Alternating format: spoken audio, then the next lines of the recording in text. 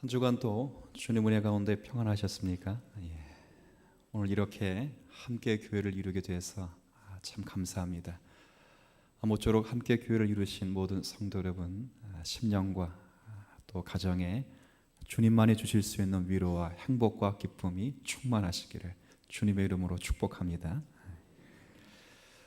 오늘 우리가 읽은 열왕기하 14장에는 남유다 왕국의 9번째 왕이었던 아마샤 왕의 통치 행적이 기록되어 있습니다. 이 왕은 25세의 왕이 되어서 29년간 왕 노릇하신 분입니다. 성경은 29년간의 왕 노릇하면서 단 한 줄로 그의 통치 행적을 이렇게 표현해 두었습니다. 참고적으로 2절을 먼저 읽고 3절을 읽죠. 제가 읽겠습니다. 그가 왕이 된 때에 아마샤가 유다 왕국의 왕이 된 때의 나이가 25세라. 예루살렘에서 29년간을 왕으로 다스렸다. 3절. 자, 그의 평가가 단 한 절입니다. 아마샤가 여호와 보시기에 정직히 행하였으나 그의 조상 다윗과는 같지 아니하였더라. 자, 절 보세요. 좋은 평가입니까? 나쁜 평가입니까? 약간 이상. 여기서는 답을 못 내겠어요. 역대하 25장 2절을 제가 첨부해서 똑같은 내용이거든요. 그건 그렇게 되어 있습니다. 다윗과 같다라는 말을 풀었었어요. 뭐라 풀었었냐면 아마샤 왕이 여호와 보기에는 정직히 행하기는 하였으나 다윗과 같이 온전한 마음으로 행하지는 아니하였다. 호평입니까? 혹평입니까? 또 이래도 모르면 절 보세요. 우리 담임 목사님이 교회를 섬기시는데 하는 일마다 정직히 행해. 그런데 온전한 마음으로는 행하지 않더라. 좋은 말입니까? 나쁜 말입니까? 제가 그렇다는 게 아니고 비유하자면 그렇다는 거죠.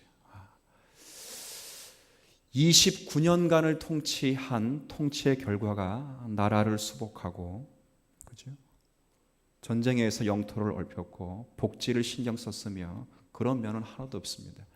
백성의 민생을 책임지고 어떤 나라의 정치적인 협약을 잘했는가 거기에 관심 있지 않고 여호와 보시기에 정직하게 행했으나 그러나 온전한 마음으로 행하지는 아니하였다. 단 한 줄이죠. 기준이 여호와 보시기입니다. 오늘 저와 함께 이 14장의 내용을 상고하면서 두 가지를 할 것입니다. 하나는 과연 아마샤 왕이 정직히 행한 것은 무엇인가? 반면에 온전히 행하지 아니한 것, 즉 다윗과 같지 않은 것, 그게 무엇인가? 그리고 이 두 가지 사실을 확인받고 난 다음에 이 아마샤의 생애가 우리의 생애와 별반 다르지 않구나. 그럴 때 이 아마샤의 생애를 놓고 우리의 생애를 어떻게 교훈하시기를 기뻐하시는가, 신약으로 확증받는 그런 시간을 갖도록 하겠습니다. 자, 먼저 살필 것은 이 아마샤 왕이 정직히 행한 것 두 가지, 그리고 정직하게 행하지 않은 것 두 가지가 있는데 시간 관계상 교환에는 두 가지를 다 실어놨습니다만 하나하나씩만 살펴보도록 하겠습니다. 먼저 아마샤 왕이 정직히 행한 것, 그게 뭔가? 3절 한번 보시죠. 자, 3절에 아마샤가 여호와 보시기에 정직히 행하였으나 그의 조상 다윗과는 같이 아니하였는데 그 정직히 행한 것이 뭔가? 3절 끝부분에 그의 아버지 요아스가 행한 대로 다 행하였다. 이 일은 참 잘했다고 말입니다. 자, 이 아버지로 등장하는 요아스, 이제 그러면 요아스 왕이 아버지 선왕이 뭘 했는지를 이제 알아야 될 거 아니에요, 그렇죠? 자, 이 아보스 요아스는 이 유다 역사 가운데 참 특이한 왕입니다. 왜 특이한 왕인가? 왕자로서 있다가 7살에 왕이 되었다. 자, 물어볼게요. 7살에 왕이 된 거는 좋은 겁니까? 나쁜 겁니까? 7살에 왕이 됐다는 것은 그 아버지가 단명을 했다거나 그 전에 구테타가 한번 있었다, 그런 뜻입니다. 7살의 왕이 될 때 이 일이 어떤 일이 있었냐면 이 아버지가 돌아가시고 할머니가 자기가 왕이 되고 싶은 나머지 모든 친손자들을 싸구리 다 죽이는 것입니다. 자, 이런 일들이 세상에 있을 수 있을 것 같아요, 없을 것 같아요? 이 세상에 그런 일이 없을 것 같은데 지금 이 아달랴라고 하는 할머니는 이 양반이 어떤 분이냐면 이 아달랴는 북이스라엘 나라 남유다와 반대되는 북이스라엘 나라의 가장 악한 왕인 아합의 누구라고요? 딸이에요, 딸인데 정략 결혼을 맺어서 이 요시아의 아버지랑 결혼을 한 거지요. 그런데 요시아의 아버지가 죽자 자기 아들들이 다 죽으니까 결국 손자들을 다 죽여서 자기가 왕이 되어서 북이스라엘 가운데 있었던 그 바알 신앙을 남유다에 새롭게 꽃피우게 하기 위해서 모든 왕자들을 다 죽인 것입니다. 그럴 때 이 요아스라는 이 사람이 살아남았는데 이 사람이 한세 태어나자마자 고모의 손길에 의해서 구원을 받고 6년 동안 여호야다라고 하는 제사장의 손길에 의해서 성전에 숨어 사는 것입니다. 그러니까 아마샤 아버지 요아스는 6년 동안 성전에 살면서 유심히 성전을 보고 그리고 자란 것이죠. 관심이 성전에 있는 거죠. 아하, 할머니가 바알 우상 종교를 섬기면서 이스라엘 백성들, 유다 백성들이 성전에서 예배하는 걸 다 폐지하고 성전에서 예배하도록 돕는 제사장들을 위축하게 만들고 이 성전에 있는 모든 기물들을 다 바알 섬기는데 그렇게 사용했구나. 그래서 요아스가 왕이 되고 와서 가장 먼저 한 일은 무너진 여호와의 성전을 수축하는 것입니다. 제단에 다시 하나님을 예배할 수 있는 예배를 드리도록 하고 제사장들이 제사와 예배와 기도 생활하는데 적극적으로 할 수 있도록 도움을 주고 성전에 있는 모든 기물들을 다시 새롭게 해서 성전을 수축하는 그 일을 잘했다. 성경은 그렇게 평가하고 그 일을 누가 또 했는가? 요아스의 아들인 아마샤 왕도 그렇게 했다는 거죠. 바꿔 말하면 여호와의 성전을 수축해서 이스라엘 유다 백성들이 바알 종교를 섬기는 데서부터 끌어내어서 여호와 하나님을 섬기도록 하는 일에 최선과 노력을 다했다. 성경은 그 일을 두고 하나님 앞에 정직하게 행했다 그런 것입니다. 저는 이런 성경을 읽을 때 저는 이제 그런 생각을 합니다. 이 땅의 신앙인들이 우선순위를 두어야 될 것이 무엇인가?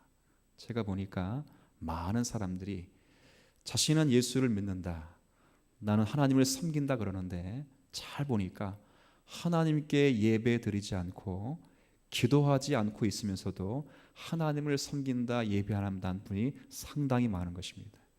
신앙인들의 우선순위는 예배가 회복되는 것이고 기도가 회복되는 줄 믿습니다. 우리 사랑하는 성도 여러분께서는 여호와의 무너진 심령 성전을 수축하는 일에 우선순위를 두시고 공예배가 회복되고 기도하는 일이 회복되는 은혜가 있게 되길 진심으로 바랍니다. 교회가 부흥되려면 교회에 예배와 기도가 끊이지 않으면 교회는 부흥하고 성장하는 것입니다.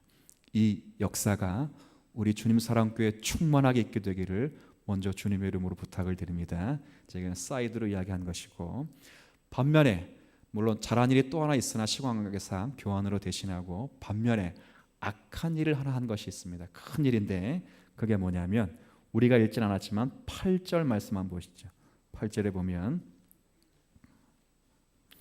자, 전심으로 행하지 않은 것, 충심으로 행하지 않은 것, 다윗과 같이 행하지 않은 것, 그게 뭐냐? 8절에 아마샤 왕이 이제 북이스라엘의 예후의 손자이며 여호아스의 아들인 지금의 이스라엘 왕 요아스에게 전가를 보냈다 그 말입니다. 근데 이름이 좀 특별해요. 아까 아마샤 왕의 아버지 이름이 누구였죠? 요아스. 근데 여기 나와 있는 요아스는 누굽니까? 이것도 북이스라엘 왕의 이름이에요. 그러니까 동시에 아버지 이름도 요아스고 상대방 나라의 이름도 요아스예요. 요아스 이름이 상당히 그 시대에 많이 보편적으로 쓰였던 것이죠. 근데 여튼 아버지는 아닙니다.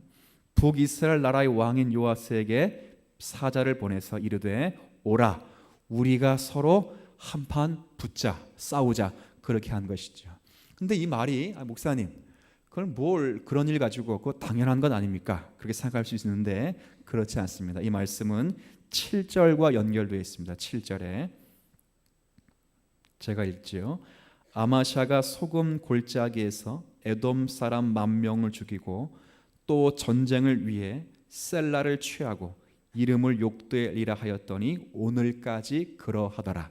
이게 무슨 말이냐면 이것과 이스라엘과의 전쟁이 연결되었다 그 말입니다. 이 사이에는 그 생략되어 있지만 역대하 25장에는 어떤 일이 있었냐면 이런 내용입니다.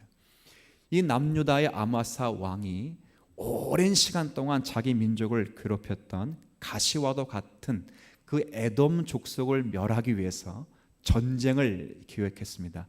하나님이 허락하셨습니다. 그래서 군사를 모집했는데 30만 명이나 모집을 한 것입니다. 그러니까 유다 나라가 30만 명을 모집하면 대단히 많은 군사를 모집한 것입니다. 그런데 이 아마샤가 그것 가지고는 부족하다 싶어서 국가의 돈을 다 털어서 북이스라엘에 싸움 잘하는 용사 10만 명을 더불어 고용한 거죠. 그러니까 하나님이 이 모습을 잘 보니까 이 아마샤 왕이 자기를 의지하지 않고 힘을 의지하고 있다, 그렇게 생각을 한 것입니다. 하나님이 그냥 두지 않고 선지자를 보내서 말씀하신 거죠. 선지자가 아마샤 왕을 찾아와서 이렇게 말합니다. 왕이시여, 당신을 유심히 보니까 하나님을 믿지 않고 힘을 의지해서 전쟁을 하는 것 같습니다. 지금이라도 늦지 않았으니까 이스라엘 용병들을 다 돌려보내십시오. 아무리 에돔 나라의 군사가 당신 나라의 군세보다 수십 배 많을지라도 이 전쟁에 하나님이 함께 하시고 왕이 하나님을 의지하시면 이 전쟁은 반드시 승리할 것입니다. 이렇게 이야기를 한 거예요. 그러니까 아마샤 왕이 그 이야기를 믿고 용병을 다 돌려보낸 다음에 전쟁에 나가서 에돔을 크게 물리쳤습니다. 그때 셀라라는 지역을 여기 7절에 나와 있는 말씀처럼 취하게 되었는데 그 셀라의 이름을 바꾸어서 욕드엘이라 바꿨습니다. 이것은 하나님이 정복하신 것이다. 그러니까 결국 이 싸움은 누가 승리케 하신 거라고요? 하나님이 승리케 하신 싸움이라 이렇게 해서 지명을 바꾼 거죠. 근데 문제는 여기부터 시작되는 것입니다. 사람이 어떤 목표를 이루기까지는 상당히 겸손하고 자기를 숨길 줄 압니다. 그런데 어떤 목표가 이루게 되면 그때부터 무너지게 되고 본색이 드러나는 경우가 많습니다. 이 아마샤 같은 경우가 그렇습니다. 숙적인 이 에돔 나라를 무너뜨리고 자기 아버지 죽인 모든 정적들을 다 비참하게 죽인 다음에 이제 자기가 걸림돌이 될 것이 없습니다. 그러니까 이 사이에 어떤 일이 있었냐면 아마샤가 우상을 만들어서 우상을 종교화해서 자기 권력을 우상화해서 결국 자신의 통치를 보존하는 일에 급급했습니다. 그런 가운데 이제 이 아마샤가 북이스라엘까지 넘보가 되었고 하나님이 중요한 것은 허락하지도 않았는데 그 싸움을 만들어서 이 이스라엘을 통일시키려고 했던 욕심이 있었던 것입니다. 중요한 건 누가 허락하지 않았다고요? 하나님이 허락하지 않은 싸움이었습니다.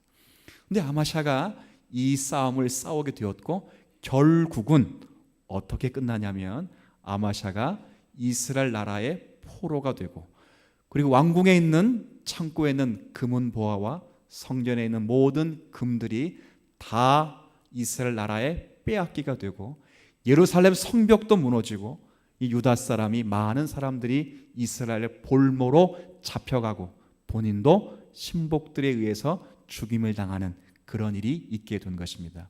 성경은 그 일의 역사를 이렇게 기록하고 있습니다. 제가 한 구절을 하나 읽어드릴게요. 역대하 25장 20절에 보면 이 결과를 이렇게 말합니다. 이는 하나님께로 말미암은 것이라. 그들이 아마샤가 에돔 신들에게 구하였으므로 그가 교만했으므로 그 대적의 손에 넘기려 하심이라. 결국 하나님이 그를 심판하게 돼서 그 전쟁에 실패하게 되는 그렇게 끝나게 되죠. 이게 열왕기하 14장에 이르게 되는 아마사의 전 생애의 내용입니다. 자, 그러면 이제 지금부터 이제 생각을 해야 될 것이 이 아마사의 생애를 어떻게 평가해야 되는가 한번 보십시오. 처음에는 이 마음을 가지고 아버지와 함께 아버지의 뜻을 받들어서 여호와 보시기에는 어떻게 했다고요? 정직하게 행했으나 그러나 끝에 가면 갈수록 그 초심을 잃어버리고 결국에는 하나님의 눈밖에 나서 결국 비참한 운명을 맞게 되는 그런 결과로 끝나게 됩니다. 이게 14장에 오늘 아마샤의 생애를 통해서 우리에게 말씀하고 있는 그런 내용입니다. 근데 문제는 이것을 가지고 우리가 어떻게 이 말씀을 교훈받아야 되는가, 그게 참 난제입니다. 왜 그러냐면 지금껏 계속 열왕기 상하를 읽으면서 이 아마샤의 행위처럼 잘했다 못했다 잘했다 못했다가 반복되어 기록되어 있습니다. 그때마다 모든 성도들이 잘한 것은 본받고 못한 것은 반면교사 삼아서 우리가 거울로 삼자, 이렇게 되면 대단히 힘든 것입니다. 오늘 이 내용은 제가 설교 준비를 다 하고 제가 곰곰이 생각을 했습니다. 이 내용을 가지고 과연 하나님은 우리에게 무엇을 교훈하시기를 기뻐하시는가 고민하다가 문득 이런 생각이 들었습니다. 한번 잘 생각해 보십시오. 이 아마샤의 생애가 잘 생각해 보면 누구의 생애와 오버랩되고 있냐면 아마도 저와 여러분의 생애와 오버랩되고 있지 않은가, 전 그런 생각을 하게 됩니다. 무슨 말이냐면 아마샤가 정직히 행한 것도 있고 정직하게 행하지 않은 것이 있어서 결국 끝이 좋지 않아 하나님 앞에 비참한 운명을 맞았다라고 하는 이 아마사의 생애가 잘 보면 우리의 생애와 신앙생활과 별반 다르지 않다는 것을 확인할 수 있습니다. 좀 불편한 이야기를 꺼내는 것 같아 죄송하지만 그러나 우리 이 문제에 있어서 분명하게 해둘 필요가 있습니다. 한번 생각을 해보십시오. 우리는 어쩌면 아마샤와 같이 신앙생활을 잘한다 말할 수 있는 그런 자리를 만나게 되기도 하고, 또한 아마샤와 같이 신앙생활 잘할 수 있도록 애쓰고 힘썼던 그런 일들도 우리 신앙의 현실로 만나게 됩니다. 그런데 더더욱 많은 경우에는 아마샤가 정직하게 행하지 않았던 것처럼 언제나 신앙생활을 잘한 것보다 뭐가 더 많지요? 신앙생활을 못한 것이 더 많으며 하나님 앞에 칭찬받은 것보다 칭찬받지 못한 책말받을 일이 더 많다는 것을 우리는 경험상 알고 있습니다. 결국은 우리도 아마샤와 같이 정직히는 행하였으나 결과는 온전한 마음으로 행하지 못하여 얼마나 아마샤의 생을 놓고 볼 때 우리 또한 비참한 운명을 맞을 수밖에 없는 신앙생활을 하는 것이 신앙의 현 주소입니다. 한번 잘 생각해 보십시오.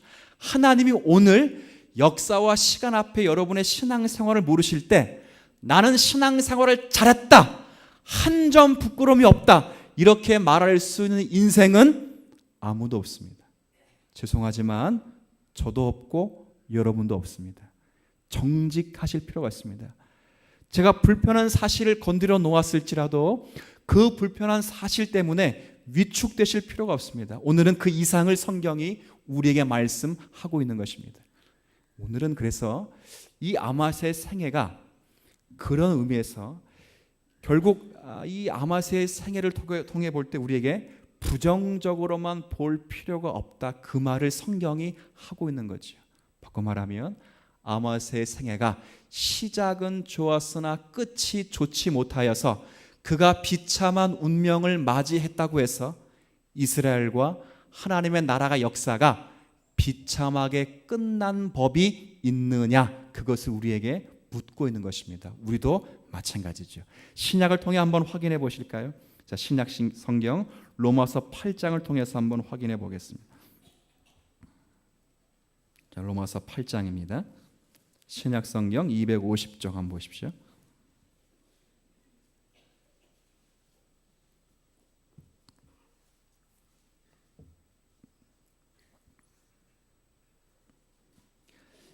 자, 로마서 8장 35절부터 39절까지 한번 신약성경 250쪽 혹은 251쪽 전후가 됩니다. 제가 읽겠습니다. 로마서 8장 35절. 누가 우리를 그리스도의 사랑에서 끊으리요? 끊을 수 없다는 반어법입니다. 심지어는 뭐도 끊을 수 없는가? 환난도 끊을 수 없고 곤고도 끊을 수 없고 박해, 기근, 경제적인 시련이나 사업의 실패나 적신, 우리의 질병까지라도 위험도 칼도 우리를 그리스도 안에 있는 하나님의 사랑에서 끊을 수가 없다는 것입니다. 36절에 그래서 기록된 바 우리가 종일 주를 위하여 죽임을 당하게 되며 도살당할 양같이 여김을 받았나이다 함과 같으니라. 그러나 이 모든 일에 우리를 사랑하시는 그 하나님으로 말미암아 우리가 넉넉히 이기느니라. 내가 확신하노니 사망이나 생명이나 천사들이나 권세자들이나 현재리나 장래리나 능력이나 높음이나 깊음이나 다른 어떤 피조물일지라도 함께 있습니다. 우리를 우리 주 그리스도 예수 안에 있는 하나님의 사랑에서 끊을 수 없으리라. 아멘이죠. 이게 전체의 내용이 뭐지요? 예수를 보내신 하나님의 그 사랑은 그 무엇으로도 막을 수 없고 방해할 수 없다. 이것을 명시하는 선언입니다. 그런데 이 선언 중간에 36절에 이런 말씀이 있습니다. 주를 위하여 죽임을 당해도 주를 위하여 도살당할 양같이 여김을 받을지라도, 이 문제가 핵심이죠. 한번 잘 보십시오.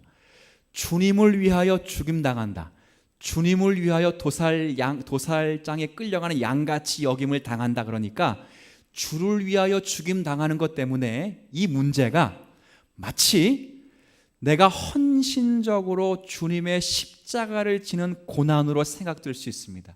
그러나 그렇지 않습니다. 왜냐하면 그 다음 절에 37절에 접속사가 그러나로 시작됩니다. 이 말은 36절과 반대되는 내용을 하고 있다 그 말입니다. 37절에 뭐라 말하냐면 그러나 이 모든 일에 우리를 사랑하시는 이로 말미암아 우리가 넉넉히 이기느니라. 이게 뭐지요? 그러니까 36절은 그와 반대되는 내용이기 때문에 결국 절망과 의심과 탄식이라 그 말입니다. 바꿔 말하면 주님을 믿고 섬기는 성도들이 주님을 믿는다고 말하지만 결국 죽임당하는 절망을 만나고 주님을 섬긴다고 충성당하지만 도살당할 양같이 끌려다니는 신앙상 확신이 없고 위로가 없고 신앙상 그런 절망을 만날지라도 37절에 우리는 우리를 사랑하시는 그리스도 예수 안에 있는 하나님의 사랑에서 넉넉히 뭐 할 수 있다고요? 승리할 수 있다. 그 이야기를 하고 있는 거죠. 로마서 8장의 내용이 그 이야기를 하는 것입니다. 너희가 속한 환경이 아무리 너희를 위협하고 반대할지라도, 너희 자신이 스스로 신앙을 지켜낼 실력이 없을지라도 그리스도 예수 안에 있는 하나님의 사랑 안에서 우리를 끊을 수 있는 것은 없다. 이것을 명시하는 것입니다. 이게 왜 중요하냐면 아까 한번 잘 보십시오. 이 열왕기 상하를 제가 처음 강의하면서 열왕기 상하를 처음 읽고 있는 분들은 저와 여러분이 아니라 그렇게 말씀드렸습니다. 이 성경을 처음 읽고 있는 분들은 사실 이스라엘 나라가 망해서 하나님의 나라가 바벨론 포로된 상태에서 이 글을 읽고 있습니다. 이분들의 늘 의심과 걱정은 왜 이 나라가 이 모양 이 꼴이 되었는가? 하나님의 나라이고 하나님의 영광과 승리로 거룩하게 된 나라인데 왜 이방 나라의 포로가 되었는가? 그럴 때 오늘 아마샤 생애를 놓고 보면 1차적으로는 아마사와 같이 그 시작은 좋았으나 끝이 흐리멍텅하여 하나님을 배반하여 결국 너희가 멸망받을 수밖에 없었다. 이 이야기를 하고 있는 것이 분명하지만 그러나 더 중요한 것은 아마샤의 생애가 그렇게 끝날지라도 하나님의 나라인 너희가 그렇게 끝나지 않는다는 것을 말씀하기 위해서 이 생애가 반복되어 있는 것입니다. 한번 잘 보세요. 사람은 시작이 좋아야 됩니까? 끝이 좋아야 됩니까? 죄송하지만 그 시작은 대충 해도 끝이 좋으면 됩니다. 신앙생활 죄송하지만 아내 치맛자락 붙잡고 들어오셨다가 신앙생활 끝에 잘하면 좋은 것입니다. 그러나 열심히 믿겠다 그러다가 나중에 못하면 못하는 것입니다. 그럼 아마샤는 잘했다는 거예요? 못했다는 거예요? 못했다는 거예요.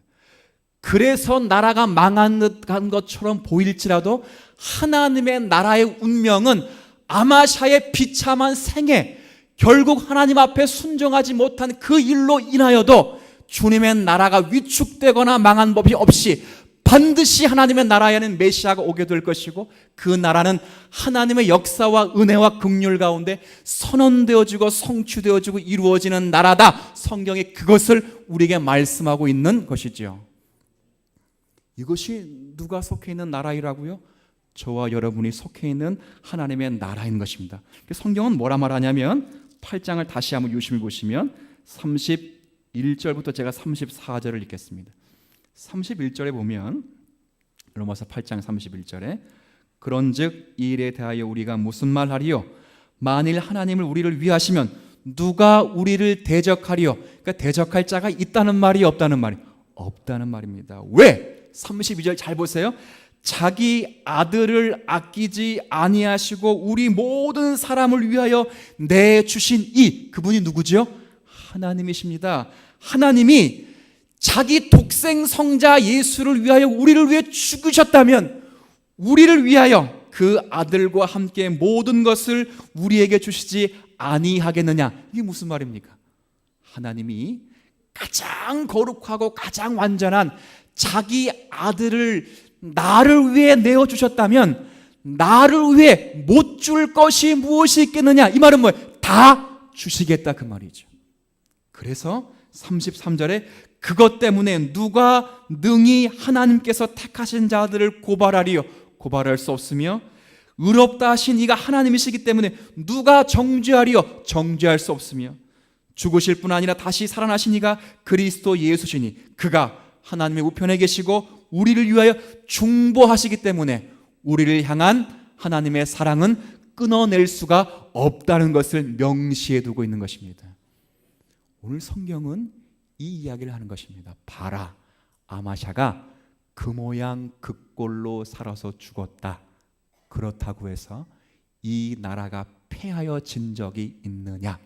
잠시 너희들의 죄악 때문에 저 바벨론 포로 생활을 70년 할지라도 나는 반드시 이 백성들을 하나님의 나라로 만들 것이고 이 백성을 위하여 예수 그리스도를 보내시겠다고 하신 내 뜻과 의지를 꺾지 아니할 것이다. 왜? 내가 너희를 사랑하고 긍휼로 품어 쓴 한 나는 너희에 대한 사랑과 긍휼을 거두지 않겠다. 그 말을 신약으로 대변해 주고 있는 그런 내용인 것입니다. 우리의 신앙은 사실 이 싸움을 하는 것입니다. 신앙생활 하면서 제가 제일 성도들로 이렇게 보면서 안타깝다는 것은 신앙의 자족과 만족을 자기가 누리고 있는 것입니다. 제가 이런 경우 참 많이 보는데 한국 교회에서 나는 귀신을 쫓아낼 수 있는 힘이 있어. 그래서 뭐요? 그것이 우리의 확신과 위로가 되지 않습니다. 여러분이 아무리 하나님의 능력 있는 성도라 할지라도 여러분은 제자들보다 더 낫지 못합니다. 그렇지 않습니까? 여러분 가운데 나는 베드로보다 낫다, 바울보다 낫다 그러시는 분이 계시면 당장 다음 주부터 안 나오셔도 괜찮습니다. 없습니다. 근데 베드로도 예수님의 제자도 귀신 들린 한 아이의 그 귀신을 쫓아내지 못하 전전긍긍하며 그렇게 주님께 문책을 당한 경우가 있습니다. 우리 신앙은 우리를 돌아보지 않습니다. 우리의 신앙은 그러니까 우리가 확증받고 하나님의 자녀라고 하는 것은 우리의 내면적인 어떤 것이 아니라 내가 가지고 있는 실력과 내가 가지고 있는 능력이 아니라 우리가 하나님의 자녀이고 우리가 하나님 복 받은 것은 하나님이 어떤 분이신가에 근거하고 있는 것입니다. 우리의 신앙은 날마다 하나님을 의지하는 싸움을 싸우시는 것, 이것이 성도가 누릴 수 있는 가장 큰 신앙의 싸움이라고 하는 거죠. 성경은 그래서 한 구절 더 한번 읽어볼까요? 뭐라 말하냐면 8장 11절입니다. 자, 8장 12절. 전 이 말씀을 상당히 좋아합니다. 한번 제가 읽어드릴까요? 로마서 8장 11절에 예수를 죽은 자 가운데서 살리시니, 이분이 누구시죠? 하나님이 당신의 영이, 그러니까 하나님의 영이 너희 안에 거하시면 그리스도 예수를 죽은 자 가운데서 살리신 이가 너희 안에 거하시는 하나님의 영, 그의 영으로 말미암아 너희 죽을 몸도 살리시리라. 복잡하지요? 성경은 가끔 읽으면 차라리 안 읽음만 못하는 그런 구절들이 있습니다. 이 문법이 두 번 꼬였는데요, 제가 쉽게 설명합니다. 하나님이 우리를 보면 죽일 수밖에 없답니다. 꼴보기 싫어가지고. 그러니까 우리를 보면 답답해 못 참겠답니다. 하는 일은 아마샤처럼 잘한 것은 조금이요, 전부는 다 못하기 때문에 그렇답니다. 그런데 하나님은 그렇게 보지 않으신답니다. 왜? 예수를 죽여놓고 예수를 믿는 성도들에게 누구 영을 주셨기 때문에, 자기 영을 주셨기 때문에 우리의 꼬라지를 보지 않고 당신의 영만을 보셔서 우리의 부족함을 넘어 하나님의 영광으로 우리를 보시겠답니다. 아멘. 이게 우리가 누리고 있는 축복입니다. 아마샤의 저 부족한 점을 보아라. 저가 잘한 것은 한두 가지나 전부가 못했다. 그래서 이스라엘 백성들이 끝난 적이 있더냐? 그렇지 않다는 거지요. 그 나라의 메시아가 왔으며 하나님의 영광이 이루어졌으며 주의 나라는 항상 존속해 왔다. 아마샤가 잘난 것이 아니라, 너희가 잘난 것이 아니라 나의 나됨, 은혜롭고 노하기를 더디하시고 인자하시고 자비롭고 풍성하신 하나님이 내 백성을, 내 아들 죽여 살린 내 백성을 내가 사랑하고 긍휼하신 한, 나는 너희들을 버리지 않으며 너희들을 향한 내 사랑을 끊어내지 아니할 것이다. 심지어 박해가 있고 기근이 있고 심지어는 너희들의 못난, 우리의 못난 죄악에도 불구하고 나는 너희를 사랑하며 너희를 향한 내 계획을 중단하지 아니할 것이다. 이것이 우리가 믿는 하나님이신 것입니다. 여기에 여러분의 시선을 돌리셔야 됩니다. 자기를 의지하지 마십시오. 여러분 신앙생활 하면 여러분 신앙생활 얼마나 잘하는지를 한번 보십시오. 제가 늘 새벽에마다 가끔 이런 말해요. 하나님이 이 주임사랑교회는 그나마 목사님이 신앙생활 잘할 것 같으니까 목사님이 일주일의 삶을 주일 오전 시간에 11시 예배 시간에 하나님이 녹화해서 요약해서 틀어놓으신다. 그러면 전 그날 오전에 어디 간다 그랬죠? 전 도망간다 그랬습니다. 이 땅 가운데 신앙생활이라고 하는 것은 자기를 의지하는 것이 아닙니다. 자기를 의지하면 의심과 절망과 책망밖에 없습니다. 왜 그렇죠? 약속은 받았으나 그 약속을 지금 현실로 누리지 못하는 것 때문에 늘 의심하고 자책하고, 내 신앙생활 꼬라지가 왜 이 모양인가? 왜 나는 권사하고 장로고 목사인데 왜 애들은 이 모양 이 꼴이냐? 그것 때문에 늘 고민하고 애통하지 않습니까? 나는 신앙생활 잘한다고 하는데 왜 내 마음에는 이렇게 기쁨이 없고, 왜 문제거리가 많으며, 왜 내 이름이 이 모양 밖에는 되지 않은가? 그거죠. 세상은 그런데 자기를 기준합니다. 세상적인 기대는 우리가 하나님을 믿으면 마치 우리가 유용하고 능력 있고 효율성 있는 사람으로 바뀐다, 그렇게 생각을 해요. 그렇지 않아요. 하나님이 야, 나 건축하는데 얼마 필요하다 그러면 마치 하나님 얼마면 돼요, 이런 인생으로 가끔 바뀔 것처럼 생각하는데 그렇지 않습니다. 사도 바울을 보십시오. 사도 바울이 증거입니다. 사도 바울은 자신이 개척하고 세운 교회에서 배척을 받았습니다. 사도권의 의심을 받았습니다. 마음이 있으나 늘 마음 쓰고 안쓰러움과 괴로움을 겪었지요. 먹지 못하고 자지 못하고 강도의 위험과 칼의 위험과 동족의 위험과 그리고 감옥에 갇히는 늘 괴롭죠. 자랑할 것이 없어서 약한 것밖에는 자랑할 것이 없다 말했고, 나는 날마다 죽을 수밖에 말았고, 오라 나는 곤고한 사람이다. 이 사망의 몸에서 누가 나를 건져내 한탄할 수밖에 없는 인생이었죠. 그러나 그가 내게 능력 주시는 자에서 내가 모든 것을 할 수 있다 이렇게 말할 수 있는 이유는 자신을 의지한 것이 아니라 나를 위해 오신 예수 그리스도를 향하신 하나님의 계획과 그 하나님의 사랑을 의지할 수 있어서 모든 것을 할 수 있다 이렇게 고백을 하게 된 것이죠.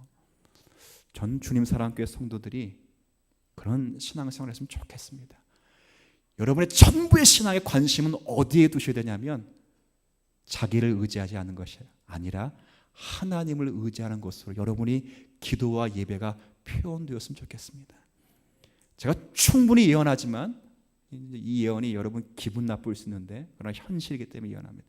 여러분은 언제나 장로가 되고 권세가 되고 목사가 돼도 잘한 것보다 못한 것이 훨씬 많을 것입니다.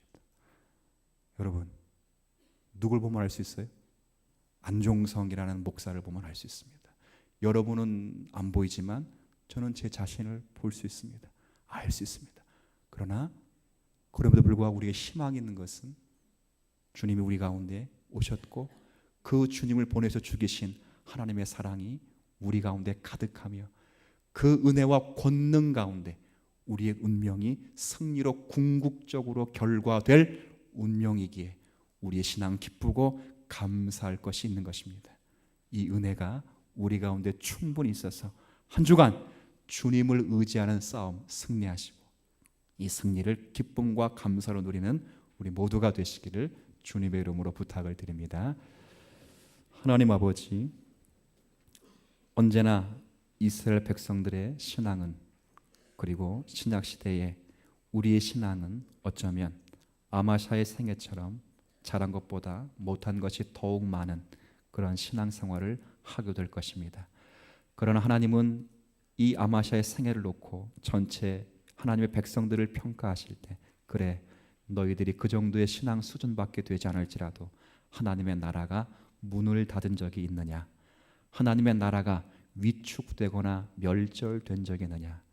나는 너의 아버지로서 내 사랑을 끊지 않겠다 말씀하셔서 오늘의 영적 하나님의 나라가 있고 우리가 있음을 성경을 통해 확인하게 됩니다.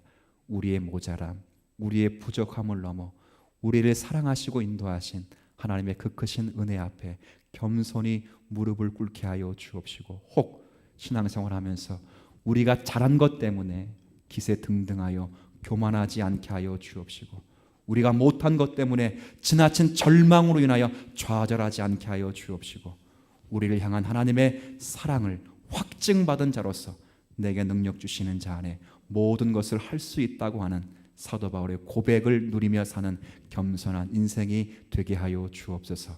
우리 모든 성도들이 자신을 의지하지 않게 하여 주옵소서.